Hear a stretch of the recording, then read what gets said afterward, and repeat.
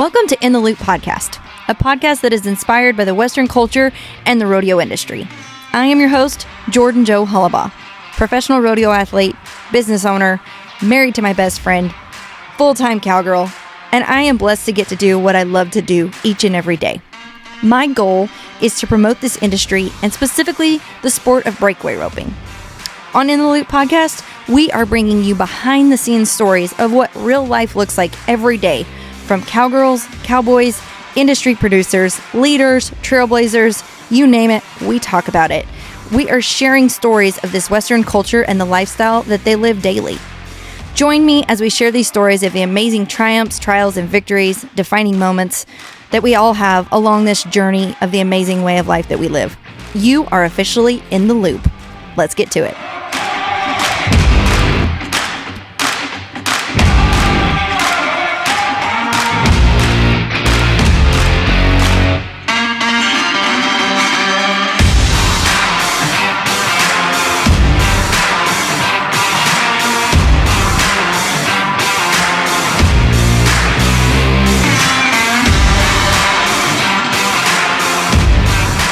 Okay, guys, so today we are here with our second episode of the Rodeo Committee's special highlights series that we are doing on In the Loop podcast this year.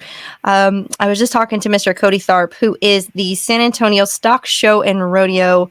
He called himself the Rodeo Officer. I called him the Rodeo Boss. He's John Gwatney's boss, is what he told me. So we are very excited to have Mr. Cody on today and talk about all things San Antonio Stock Show and Rodeo. So, Cody, thanks for joining us.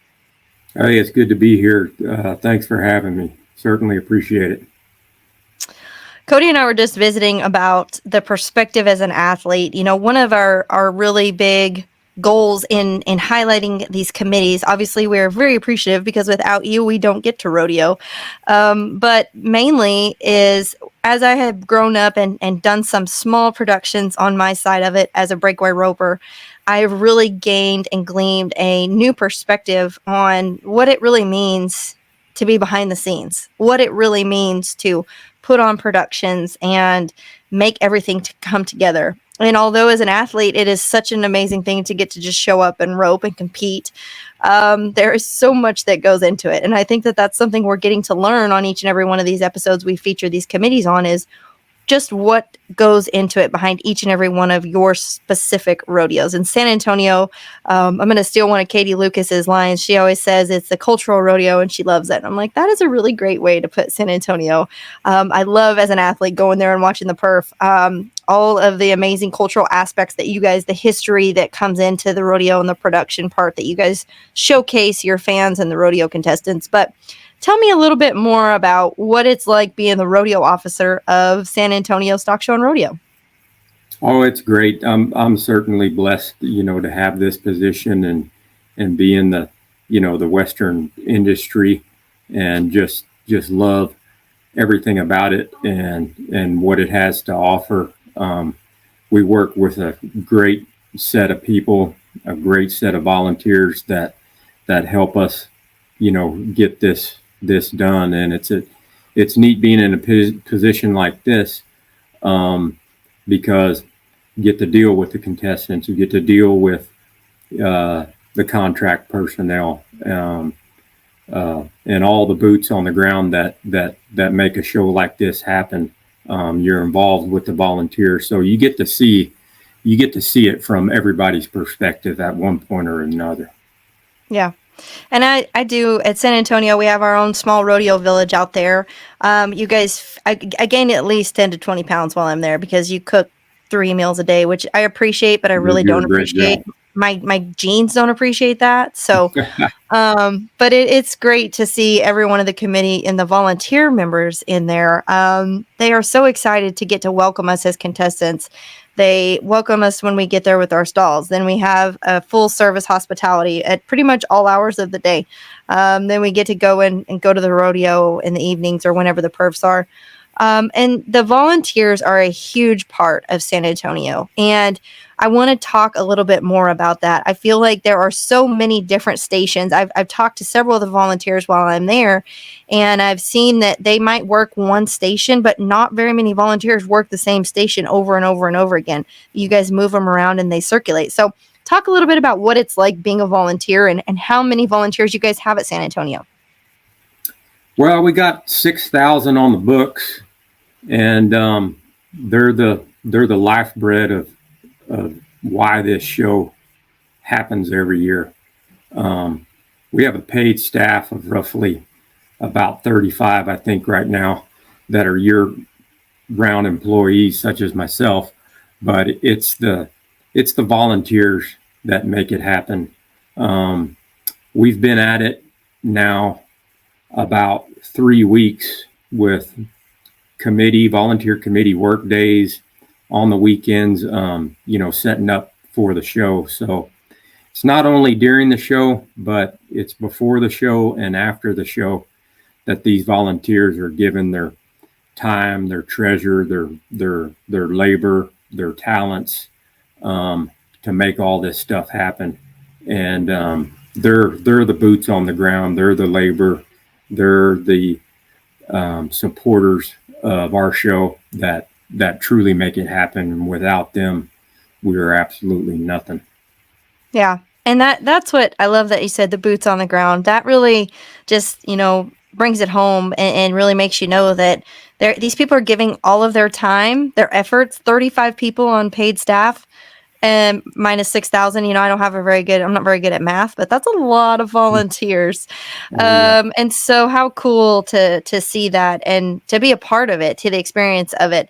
And I know as a contestant, I'm very gracious and grateful that they get that opportunity and we get that opportunity to interact with them too. Let's talk a little bit about the Breakaway Roping. You guys are part of the Texas Swing. You have officially added Breakaway. It's equal added money this year, which everybody is excited about. We get 50 of the top girls in the world are going to be there.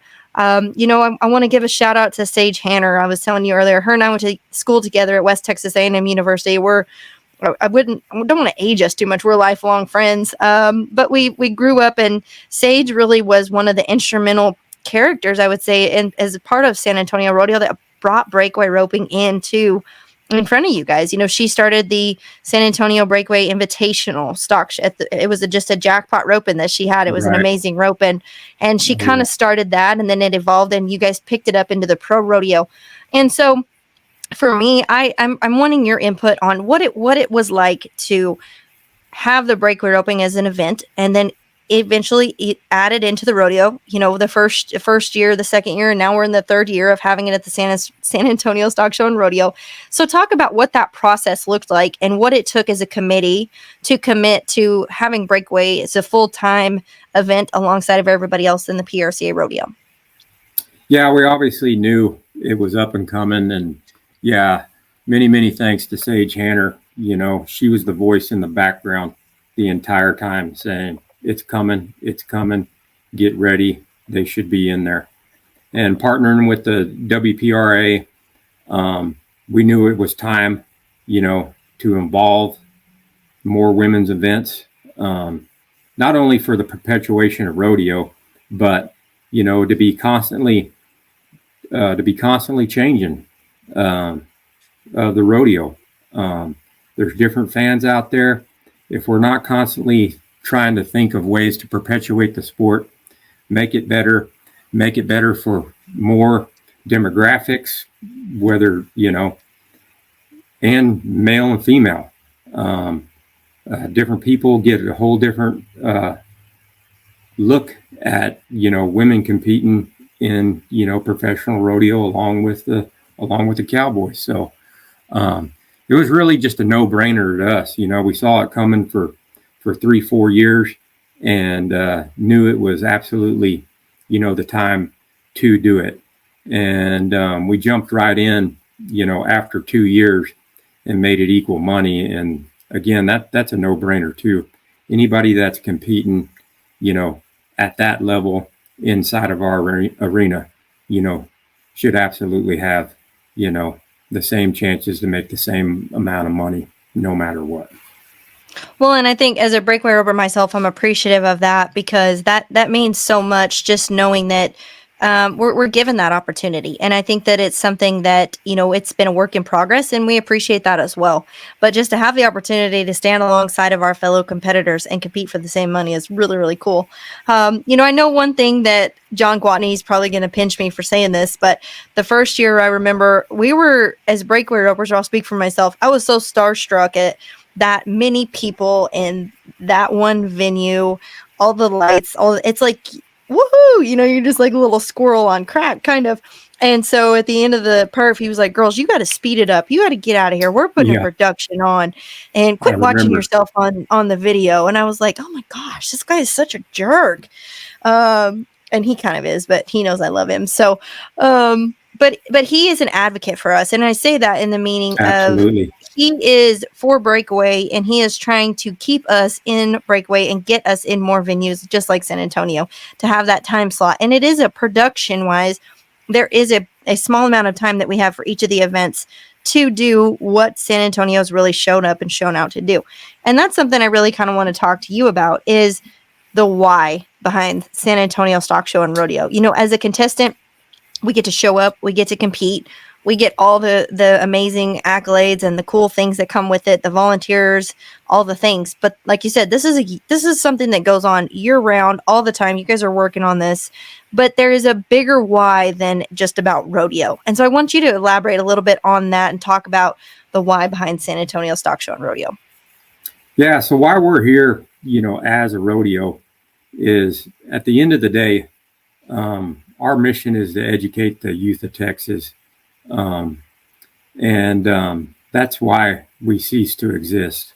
We're a nonprofit 501c corporation, and rodeo and the stock show and the Western way of life, that's what allows us to do that. We throw a giant rodeo, obviously, make money, and then we give it all the way back to the youth of Texas in the form of scholarships and grand champion steers, sheep, all that kind of stuff. They get scholarships from us, and that's the real reason why we exist. And rodeo, for the most part, allows us to do that. Not taking anything away from rodeo, we all love rodeo here.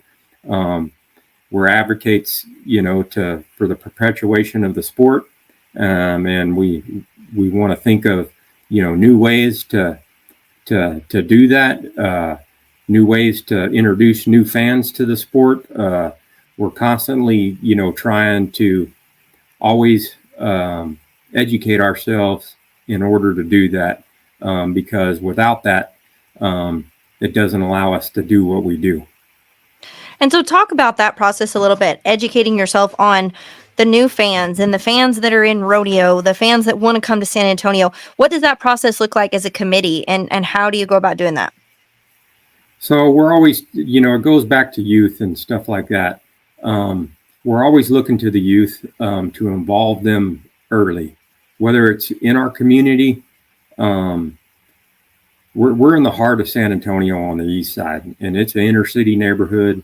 And a lot of those folks and children, they've never even been to the rodeo. They live 2 miles from where we have this rodeo, and they've never been.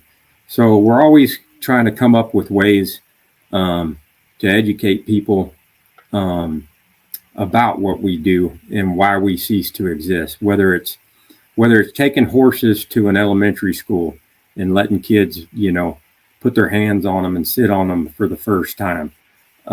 Educating our politicians about what we do and, how we do it, to spread the word.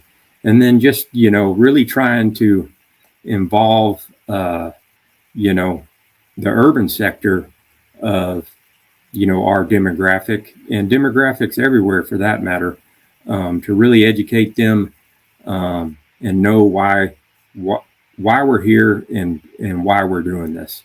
Not only is it a great, view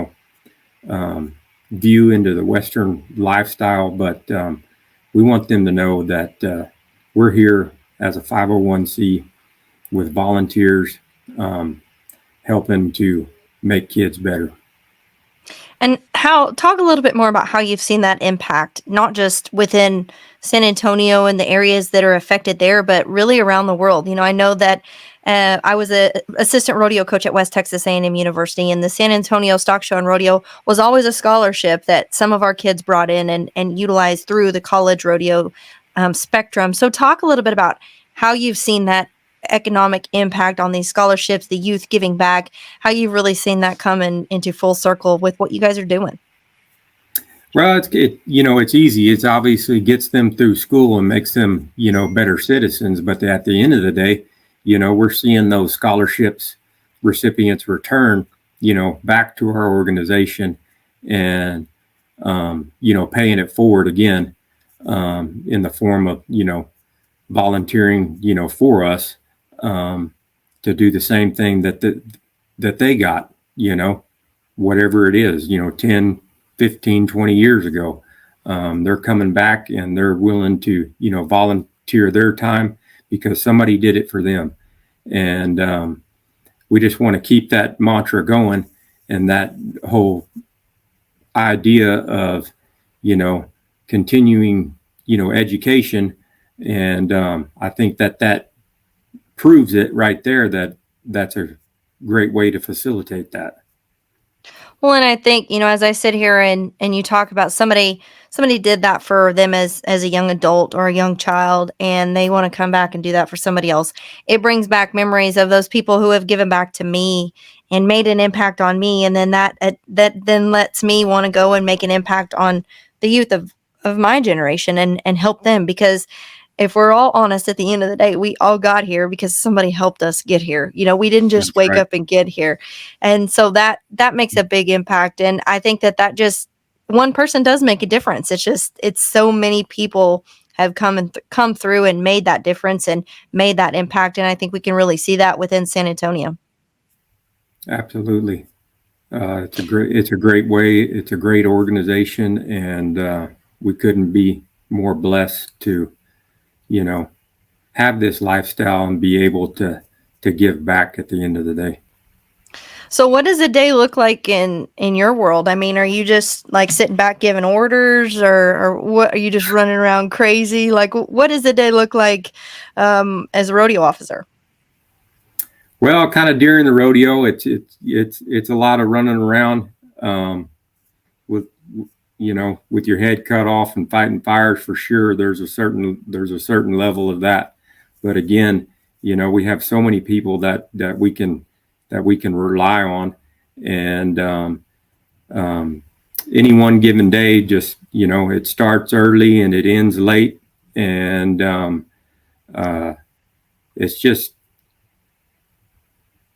it's crazy at times, and then you have the highest of highs and the lowest of lows sometimes, just dealing with whatever problem may come up. It may be a contestant issue. It may be that we're having pipes froze here, and it all can happen in the giant little city we build here on grounds.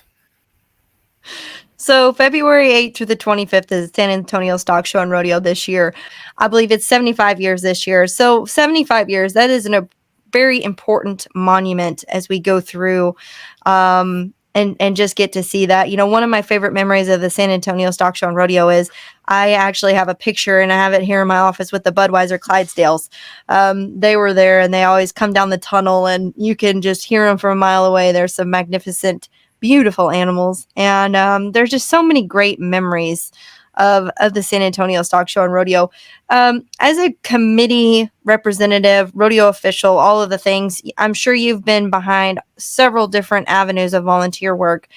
As contestants, as breakaway ropers, as any rodeo contestant, what kind of feedback can you give us on what we maybe do good and what we could do a little bit better? Oh, I mean, everybody in the Western lifestyle is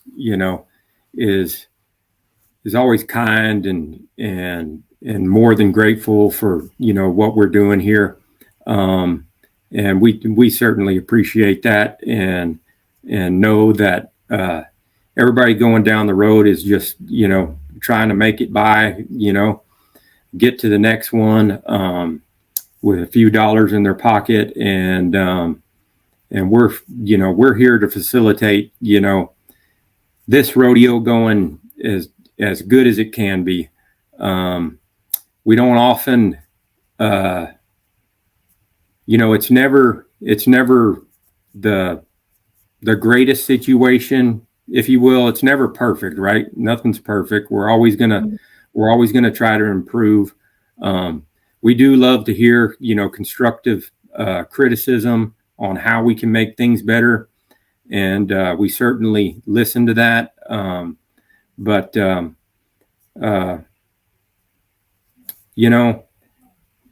I think the things that can make it better is just, it's always, and it's just like anything, whether it's this rodeo or it's shopping at HEB at the grocery store. It's just a level of patience in order to get certain things done. We will go bow-legged and blind trying to accommodate everything and make everything right for everybody. But just give us a little time, and we can make anything happen here with the volunteers that we have. They will come running and try to help you out just as much as they can. Yeah, I think that that's great too, and I love the fact that it's an open way thing, and it's just like you're saying, if there's anything that you can give us as constructive criticism, nobody is ever perfect. Every year, even while I was doing my small 3-star memorial production, I would always be like, ooh, I wish I would have done that different. Oh, next year I'm going to do this different. Like, as you're in it, you're thinking of the things you didn't think of, right? And with you guys having such an astronomical production, one of the Texas Swing big rodeos of the winter, it's obviously not going to be perfect. But I appreciate the fact that you would like our input as athletes, and there's a professional way to go about doing that. And so I think that means a lot as an athlete. But at the end of the day, you have volunteers that are just willing to bend over backwards for us. And I really appreciate that, because it's not every day that we get treated like, celebrities. Usually we're just, wearing the same jeans and shaking off the dust of our shirt and trying to run another one. So it feels pretty good to be treated like that. Yeah, they may not always have the answer, but they'll do their dangest to try to find out a solution or help you out or anything. We've done everything from fix pickups to changing flat tires to, trying to help you out, contestants out in any given way, you Right. name it. And we've done it. We always want to lift our contestants up, to a high level. I think oftentimes, rodeo contestants don't get treated as professional athletes. And we always tell ourselves, look, these guys are professional athletes. And we're going to try to treat them as such. We all come from a place that, hey, I'm good. I can take care of myself. But when you see other, professional athletes, whether it's, money paid or, what they have at their disposal, rodeo oftentimes is, we're not at that caliber yet. And so I think we're always striving to be at that caliber, with payout and accommodations and things like that. So we're always striving to do that and try to make it just a little bit better each year. Well, and I appreciate you taking that effort to go above and beyond and continue to progress forward. That's why you guys have been around for 75 years, and just glad to get to be a part of it as an athlete, and really pumped to get to rope for equal money this year. So thank you guys for giving us that opportunity. If you could kind of sum it up, what are you looking forward to this year at the 2024 San Antonio Stock Show and Rodeo? We got a lot of good things, man. We're having some new acts. We're going to have Justin Rumford hamming it up in the arena for 4 or 5 of his comedy acts. We've got Manu, the bull jumper, coming for 4 or 5 performances. He's going to jump some bulls. He's from Spain. We've had him here before. I think it's been about 2 years since we've had him. But just looking, we've got some new stock contractors coming in with some new horses and stuff. Really looking forward to, great even pins of stock to give these guys great chances to win. It's our 75th anniversary. We got a lot of great apparel and things to do out here. And it's not only the rodeo, we have an entire fairgrounds with a carnival and wine gardens and ag education and festivals and a whole giant building of, shopping. And there's something to do for everybody when you come out here, and you don't necessarily have to have a rodeo ticket, to enjoy all that. Yeah. We've got a ranch rodeo inside the big house and a night of the vaquero where we celebrate, our Mexican heritage and South Texas culture. So we've been doing that now for 3 years, and it's only getting better every year. My horse doesn't really love their culture because they have really flashy dresses and they're always walking back there. But it is beautiful to see them come in on their horses. There's some amazing men and women that get to ride in on the vaquero part and piece of the rodeo. I love that. And it's beautiful to get to see them dress up and all the beautiful things and the history and the culture. Like you said, it is South Texas culture, and it's really, really neat to see. So that is something that I think is really neat and unique about San Antonio. Yeah, you bet. It's going to be a great year. Well, Cody, I appreciate you for taking the time. Y'all, if you want to go, you can go learn more at sarodeo.com. February 8th through the 25th, 2024 at San Antonio Stock Show and Rodeo. If you say that fast, it gets you a little tongue-tied. So thanks for taking the time today, Cody. I appreciate it. I appreciate your committee for doing all you do for the sport of rodeo, and we will catch you down the road. Let's rodeo San Antonio.